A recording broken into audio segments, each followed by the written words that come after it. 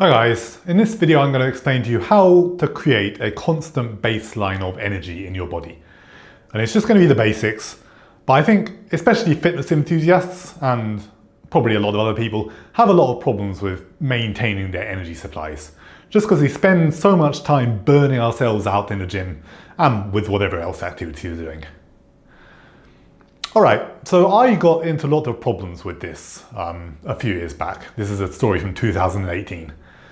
But I have been doing a lot of exercising and taking a lot of supplements, as I always do. And I just found my energy levels just totally dropping and never recovering, basically. Like, I would feel totally worn out after the gym. I wouldn't be able to get my food down properly. And it got to the point where I felt like my heart was not working properly. So when I'd be lying in bed, I just felt like my heart was just slowing down, and it would skip a beat, and I just felt like it was going to stop. And it was terrifying at the time, honestly. Like, one day I just got so scared of it, I decided to go to hospital. And the hospital was about 15 minutes away from my house, so not very far. But I just thought my heart was going to stop before I got there. So after I got out of my house, I went to a convenience store and bought a Red Bull, which I carried with me to the hospital, just in case I thought I was going to fall over before I even got there. The doctors didn't figure out anything wrong with me. They thought I was fine. But eventually I figured out what the problem was myself. And basically the issue was my body was not producing ATP correctly. Now, ATP is adenosine triphosphate, which is basically the energy source of the mitochondria. And the process by which ATP is generated in your body is called the Krebs cycle, or the citric acid cycle. They're the same thing.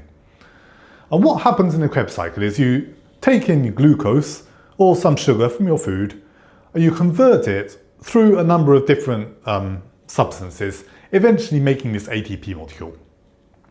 And in my body, this Krebs cycle was not working correctly. I don't know what I'd done to it.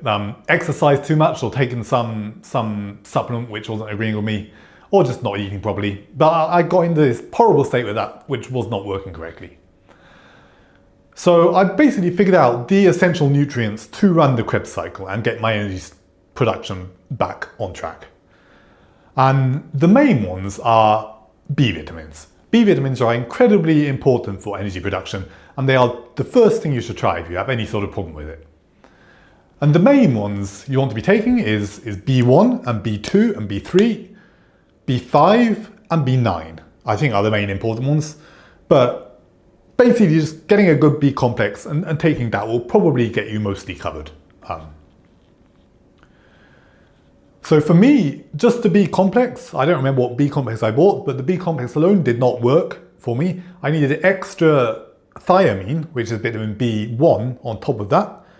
So I'm currently believing that thiamine is one of the most important vitamins you can take for your energy production.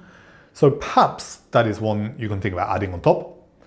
But there is an extra supplement, a mineral, that is not often taken, which is also absolutely necessary for me. And you might be able to guess what this is from the discussion so far, but it is phosphorus. Now, phosphorus is used in ATP, obviously, because it's adenosine triphosphate, which is 3 phosphate molecules, which is just phosphorus with an oxygen attached to it. So phosphorus is found in a lot of foods we eat usually, like most foods have some amount of phosphorus in, but for whatever reason, I was exercising too much, or I was just exhausting it in some other ways, but my phosphorus supplies have become incredibly low. And supplementing that, along with the B vitamins, basically sorted me out.